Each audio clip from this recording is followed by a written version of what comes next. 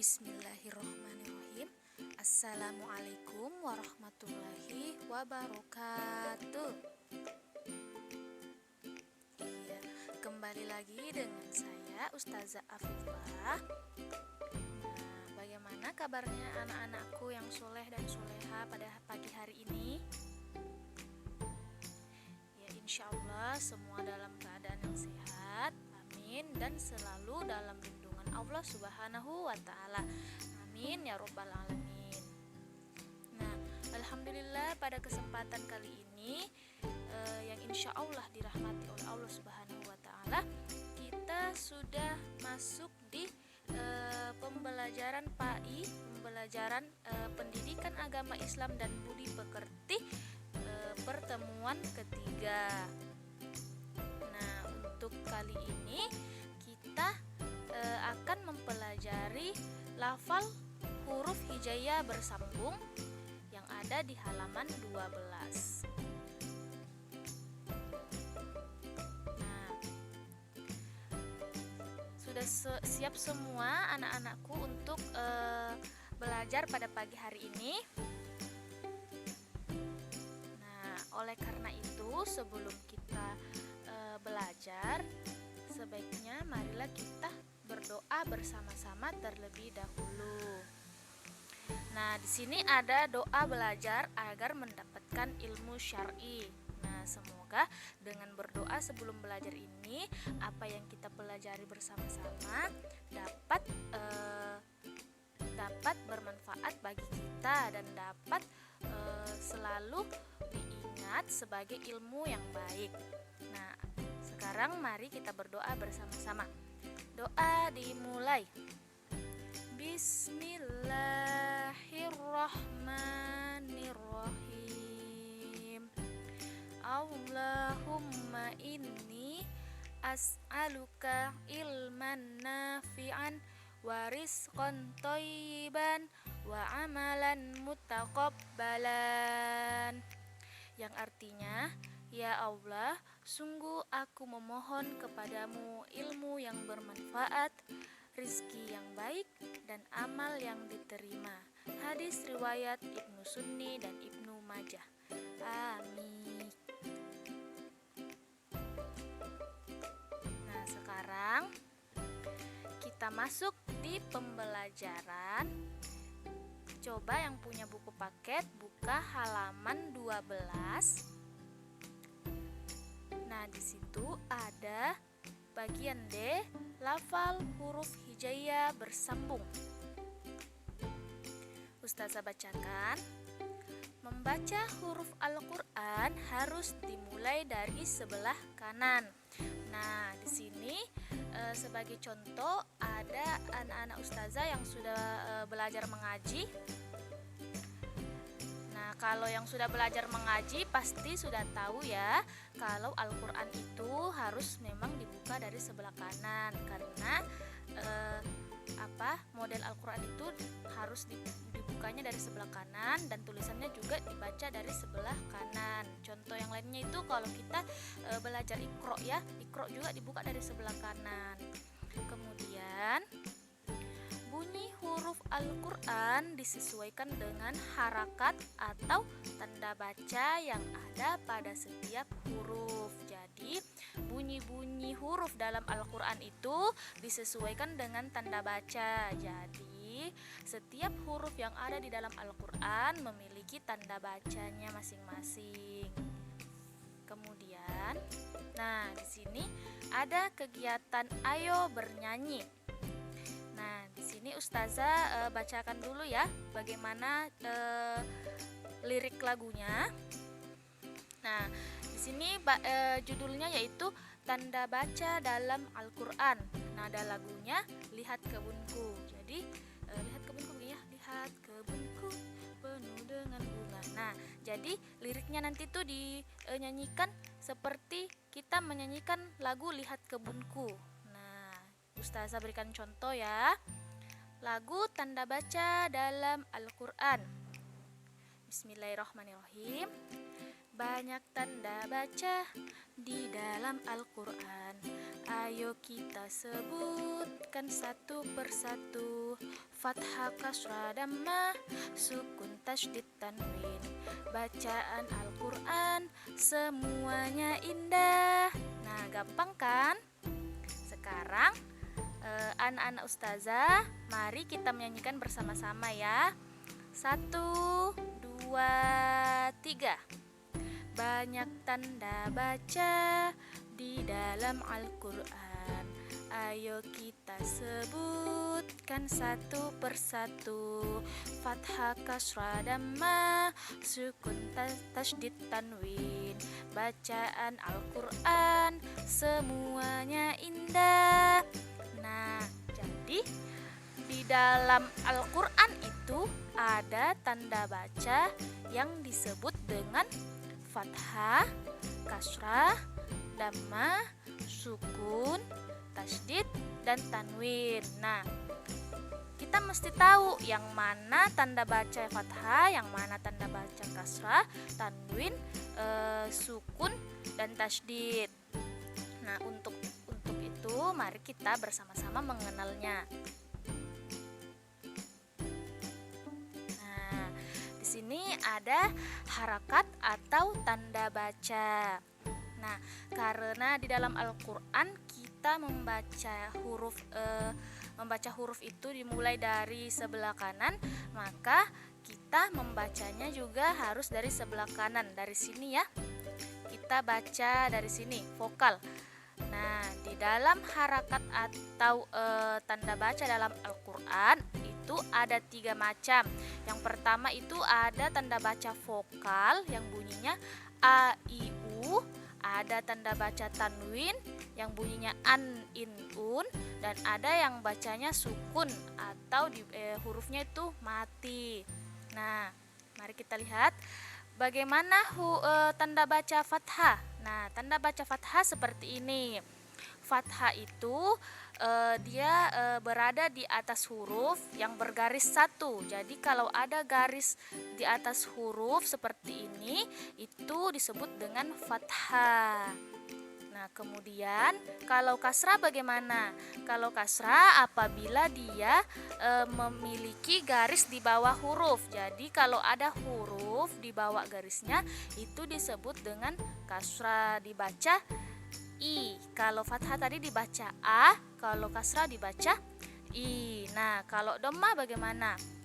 Kalau dhamma itu apabila dia berbentuk seperti ini. Nah, kalau ada huruf hijaiyah dalam Al-Quran yang harokatnya berbentuk seperti ini, itu disebut dengan dhamma, tanda baca dhamma yang berbunyi u. Jadi fathah, kasrah, dhamma itu bunyinya vokal. Kalau fathah bunyinya a yang berada di atas huruf hijaiyah, bergaris di atas huruf hijaiyah.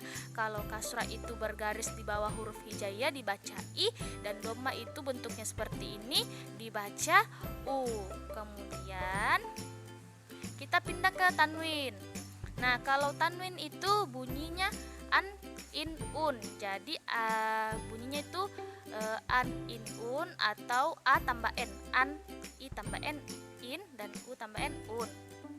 Kemudian kita lihat bagaimana bentuknya. Kalau tanwin itu seperti ini ya.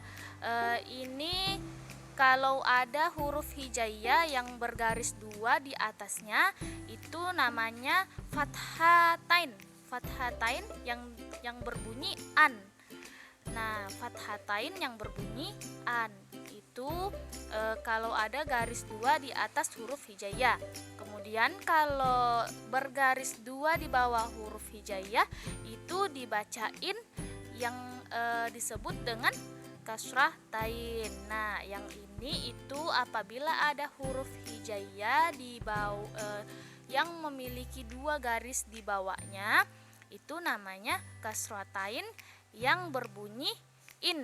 Nah, kemudian yang terakhir ini apabila ada tanda baca berbentuk seperti ini yang dhamma tapi dia double, itu bacanya un. Nah, un. Nah, artinya itu atau disebut juga dengan dhammatain. Nah, apabila ada huruf hijaiyah yang harokatnya berbentuk seperti ini, maka harus dibaca un. Nah, contohnya yang disebut dengan dommatain. Nanti kita akan lihat contohnya bersama-sama ya. Nah, kemudian kita pindah di sukun. Sukun atau tanda mati. Nah, apabila anak-anak ustazah menemukan tanda seperti ini atau seperti ini di sebuah huruf hijaiyah, maka ini hurufnya akan dibaca mati. Nah, kalau dia begini berarti hurufnya itu dibaca mati ya. Itu namanya sukun. Kemudian yang terakhir itu tasydid. Tasydid itu apabila kita menemukan tanda baca seperti ini di dalam Al-Qur'an, maka itu disebut dengan tasydid. Nah, tasydid ini yaitu ketika ada huruf hijaiyah dibaca double. Jadi kalau ada huruf hijaiyah yang ada begini di atasnya, tanda begini di atasnya, maka dia itu dibaca double. Nah, sampai di sini sudah paham anak-anak ustazah mengenai harokat atau tanda baca. Iya. Kemudian kita lihat contohnya seperti apa ya. Oh, tapi sebelum itu kita mengenal terlebih dahulu huruf hijaiyah. Nah, ustazah bacakan ya. Huruf hijaiyah ada berapa?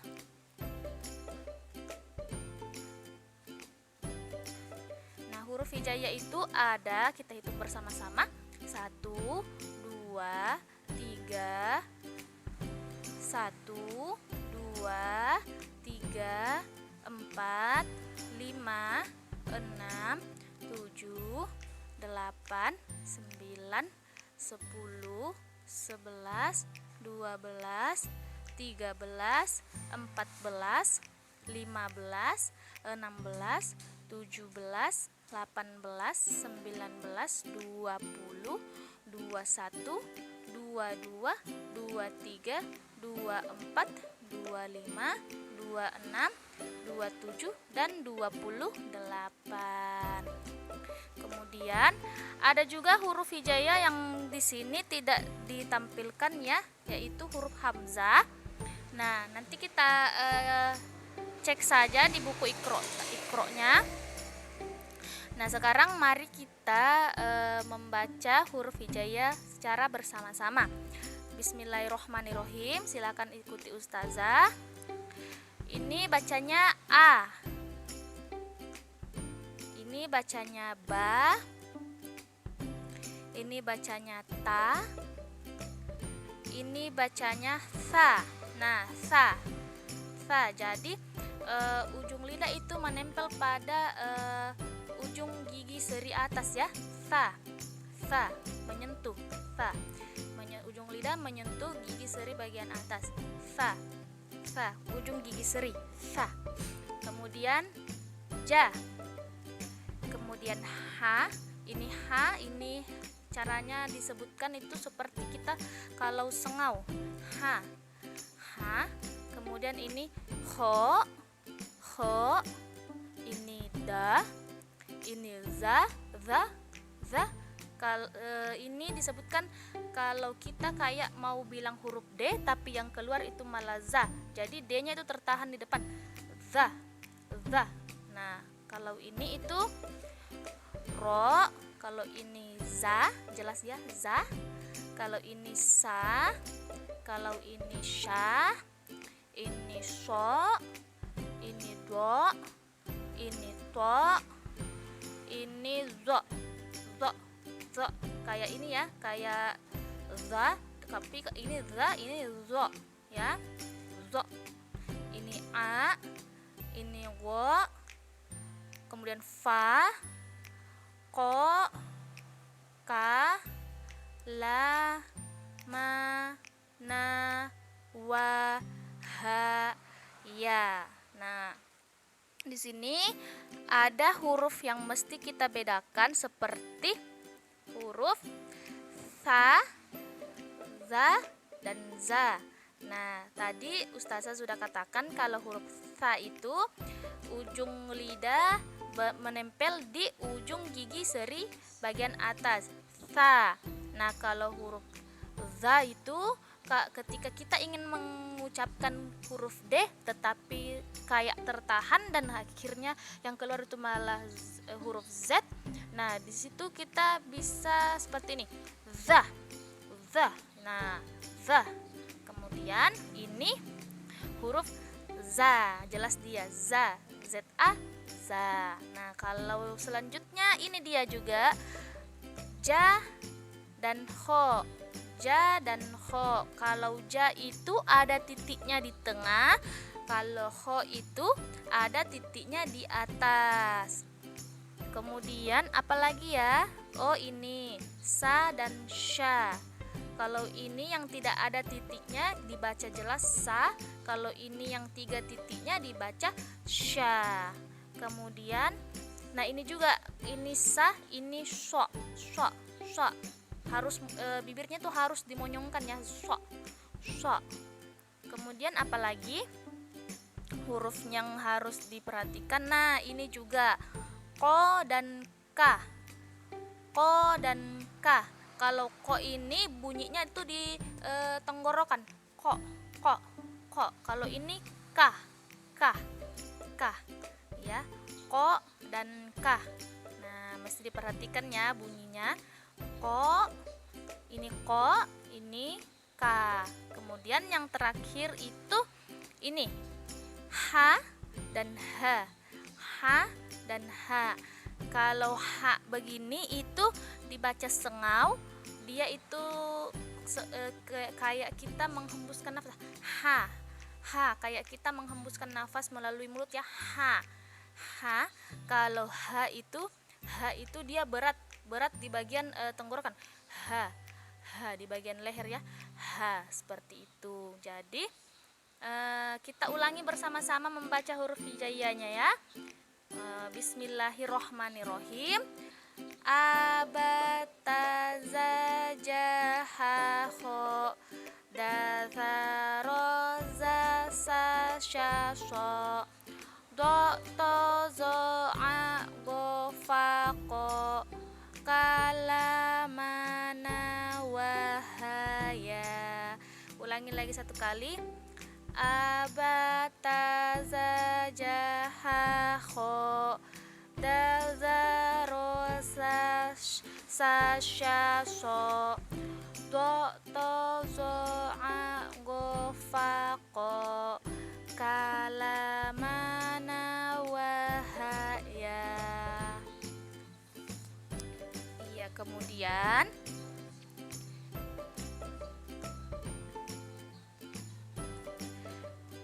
kita lihat di halaman 12. Di situ ada kegiatanku. Agar kamu dapat melafalkan huruf hijaiyah bersambung, amatilah contoh berikut ini. Kemudian tirukan pelafalan dari bapak atau ibu gurumu.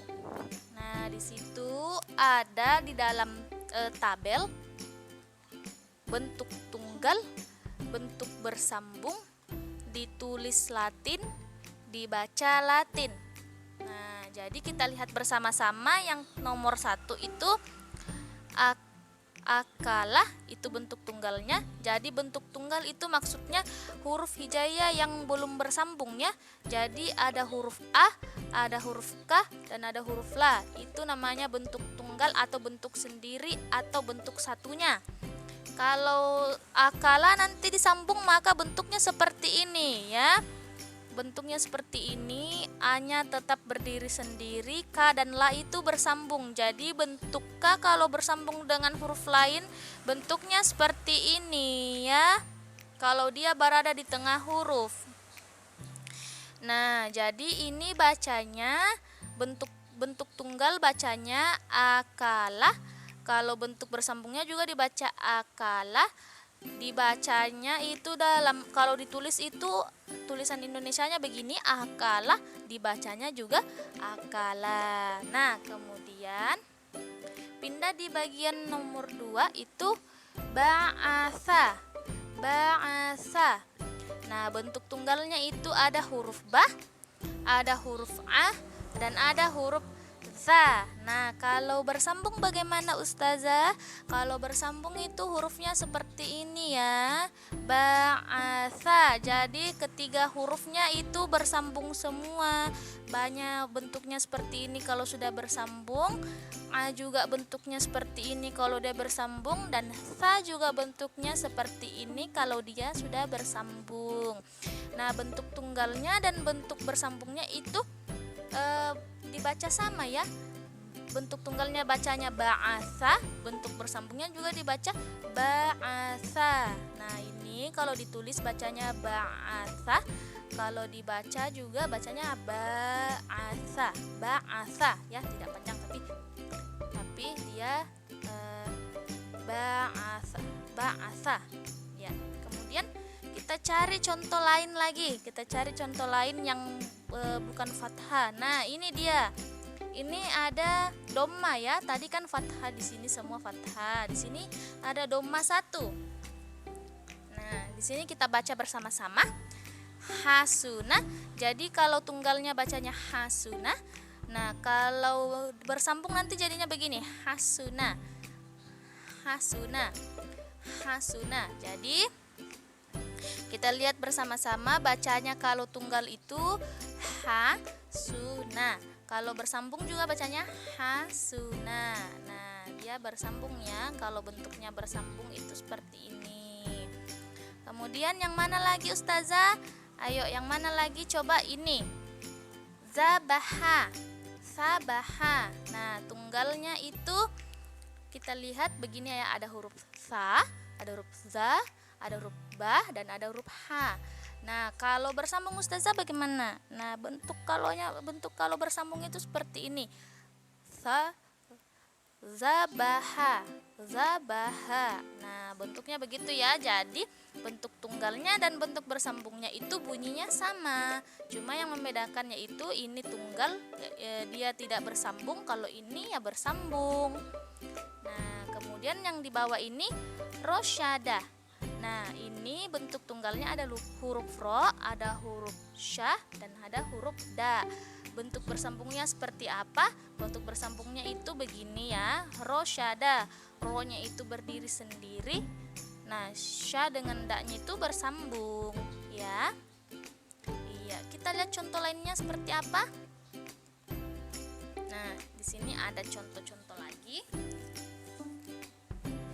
Di sini ada huruf ini. Kutilah. Kutiba, maaf. Kutiba. Nah, kutiba.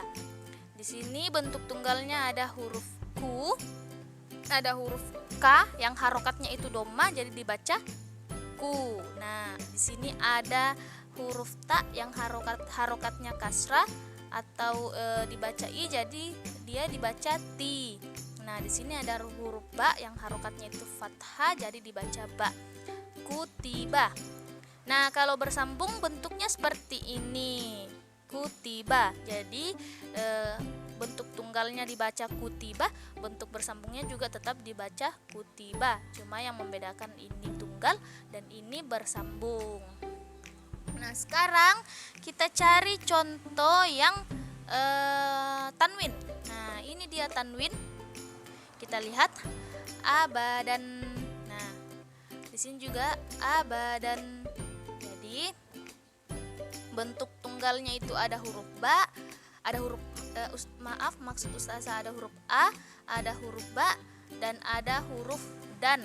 Nah, ini huruf da, tapi dia tanwin, fathah tanwin karena dua garis di atasnya jadi dibaca dan.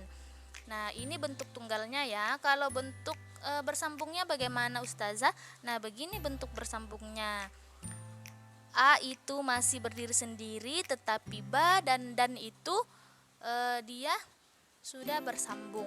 Jadi bacanya untuk huruf tunggalnya itu abadan, dan bacanya untuk bersambungnya juga itu sama, abadan. Nah, di bawahnya lagi ada huruf ahadun. Ahadun.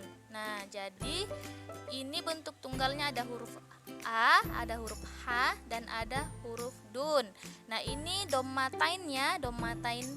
Ya, ini huruf da, tetapi dia memiliki harokat dommatain jadi dibaca dun, ahadun. Nah, bentuk bersambungnya seperti ini.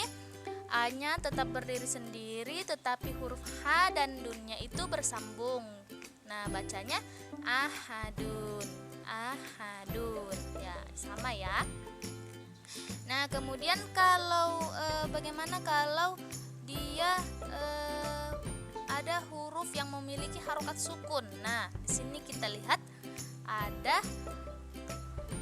huruf A, ada huruf La, ada huruf H, ada huruf Ma, dan ada huruf Da. Nah, kita lihat A-nya ini berharokat fathah, jadi dibaca A. Nah, kalau La ini berharokat sukun, jadi dia mati. Nah, kalau A dan bertemu dengan La mati, dibaca Al, ya, dibaca Al. Kemudian kalau H, di sini ada H berharokat fathah dan di sini ada Ma berharokat sukun, ya. Jadi kalau H bertemu dengan Ma mati atau Ma yang bertanda sukun, berharokat sukun, jadi dibaca Ham, ya, dibaca Ham. Nah, di sini Du karena dia ini Da yang berharokat doma, jadi dia dibaca Du. Nah, kemudian kita lihat huruf bersambungnya. Nah, huruf bersambungnya seperti ini ya. A itu tetap berdiri sendiri. La dan H serta Ma dan Du itu semua sudah bersambung menjadi satu. Jadi tadi di bacaan tunggalnya apa? Alhamdu. Kalau di bacaan bersambungnya juga sama, alhamdu, alhamdu, ya. Jadi di sini kita lihat bersama-sama kalau A ketemu dengan La yang memiliki harokat sukun atau mati, jadi bacanya Al. Kalau H bertemu dengan Ma yang berharokat sukun atau mati, jadi baca Ham, ya. Jadi bacanya Alhamdu. Ini juga tadi bacanya Alhamdu. Iya, Alhamdu. Nah, kemudian ini kita lihat. Ini ada huruf ro, bentuk tunggalnya ada huruf ro, ada huruf ya, bentuk tunggal huruf ya, tapi harokatnya sukun atau mati. Jadi huruf ya-nya nanti tuh dimatikan. Kemudian ada huruf ba. Nah, kita lihat dulu kalau ro bertemu dengan huruf ya mati atau sukun, itu dibaca roi, roi. Nah, ini huruf ya itu kalau dia mati bunyinya i. Bunyinya i, jadi roi, roi. Nah, kemudian roi ba, roi ba. Ini huruf ya kalau mati atau sukun dia dibaca i. Nah, begini bentuknya kalau dia itu kalau dia itu bersambung, bacanya itu roiba. Nah, ro-nya itu berdiri sendiri dan ya matinya serta banyak itu bersambung, jadi roiba. Nah, mesti diingat ya kalau ya mati atau ya sukun itu dibaca i apabila bertemu dengan huruf yang harokatnya fathah. Jadi kalau ada huruf fathah, huruf yang berharokat fathah, kemudian ada huruf ya di setelahnya tapi dia mati, itu dibaca roi. Contohnya ini roiba, roiba. Nah, kalau misalkan ro-nya ini kalau misalkan ro-nya ini berharokat kasrah, nah maka dibaca riba, riba. Nah, ro-nya itu dibaca panjang. Contohnya riba. Nah, itu dibaca dua harokat ya panjangnya.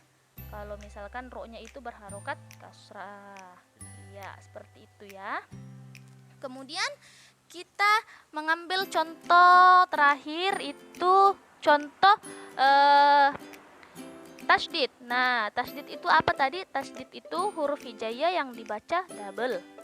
Nah, tandanya seperti ini ya. Tandanya seperti ini kayak bentuk huruf W.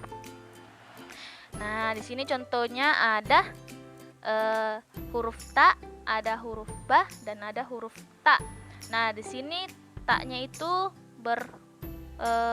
harokat fathah, di sini juga ba-nya berharokat fathah, kemudian ada tasydidnya, dan di sini ada huruf ta yang berharokat sukun atau ta-nya itu mati.